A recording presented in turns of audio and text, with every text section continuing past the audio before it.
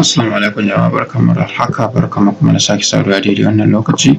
Mai magana shine Abdul Saad, ci gaba da tutorial saka abubuwan da suka danganci cryptocurrency a wannan YouTube channel namu.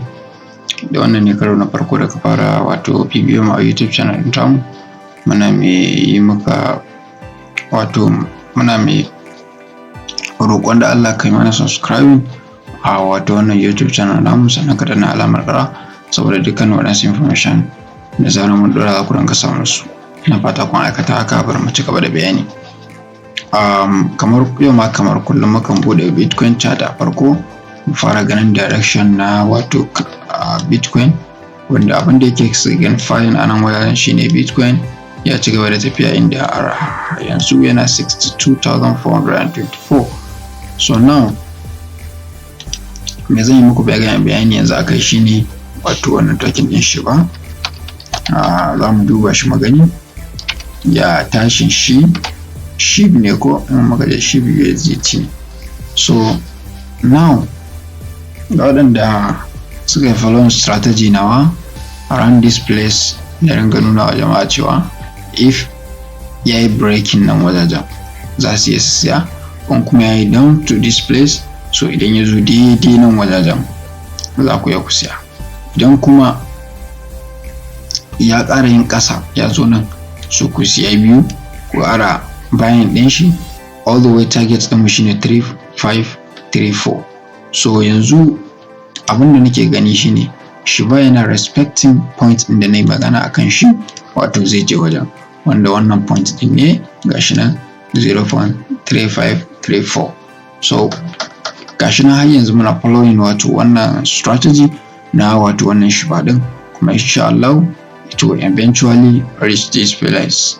So now ba tare da bata lokaci ba, kamar yadda na bayani a baya, akwai holders na Shiba waɗanda sun ci gaba da holding ɗin shi, ko da ya zo nan wajen ba za su saida ba, but I believe idan har ya zo nan wajajen zai janyo faɗuwar shi, wanda this place must be expected.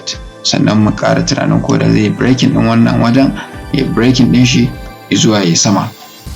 So kamar da ne bayani a baya, idan har za ku trade shi ba, ku tsaya kusan wani point ne ya kamata mutane su rinka sayen shi. Ga waɗanda suka siye shi a market price a lokacin da na bada, har yanzu kuna cikin kusan I think percentage mai kyau akan profit ɗinku. So keep holding, insha Allah you will end up in a massive profit akan wato Shiba din nan. Apart from Shiba, I think me zan baku a halin yanzu shine SSP. Na yi muku bayani akan SXP din nan. Ba wai ina kawo waɗannan coin din bane domin wai ya zama na cewa wai su kawai ake yi trading ba. Ina kawo su ne domin kawai ku rinka samun sauƙin yanayin price ko da volatility na market. Gashi nan. So now gashi nan SXP yana heading toward point inda nake bukata da zan siye shi. Kun ga gashi nan yayi ƙasa inda yana tafiya 1.8999. So yana zuwa nan wajajen, yana zuwa 1.84, I will buy it. Zan siye shi a nan wajajen, I will expect it. Idan na siye shi a nan wajajen zai zo ya daga har ya bani ya koma 2.8 din nan, inda zai bani gwaggwabar riba insha Allah. So wannan suma din waɗannan duk analysis ne akan wato based on tokens din da suke waɗanda suna da respecting abubuwan da muke kira na trading. So now sai kuma wato sushi of na yi bayani shi a baya. Wannan wato sushi of ɗin I don't know these days baya respecting dukkanin waɗansu point idan ka zana su. So now idan ba ku manta ba, na yi bayani a nan wajajen wanda yana around this place, wanda I think bari na yi zooming ɗin shi nuna muku abubuwa. Na yi wannan ɗin shi inda na ce za ku iya siyan shi a market price.